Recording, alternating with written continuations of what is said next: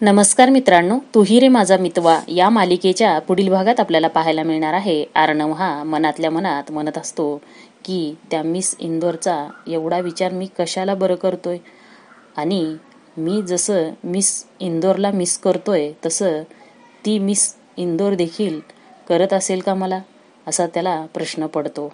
आणि तो तिथल्या तिथंच उभा असतो.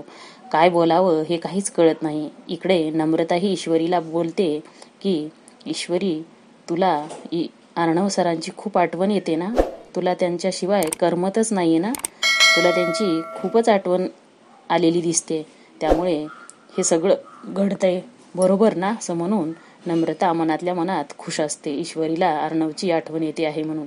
ईश्वरी मात्र काहीच बोलत नाही. तिला मनापासून आठवण येत असते आणि ती पण अर्णवला मिस करत असते. इकडे राकेश घरी चाललेला असतो. ईश्वरी त्याला बघते आणि आवाज देते, राकेशजी म्हणून. तर राकेश विचार करतो, ही कशी काय आली इथे म्हणून. तो मात्र काहीच न बोलता तिथून निघून जातो.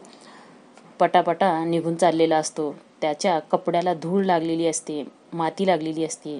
तो रूममध्ये निघून जातो. तर ईश्वरी स्वतःलाच म्हणते, हे काय, राकेशजी असे कसे गेले आणि कपड्याला त्यांच्या माती आणि हे मळलेले कपडे कसे काय, असा ती विचार करत असते. तर पुढील भागात ईश्वरी याचा शोध घेईल का? धन्यवाद.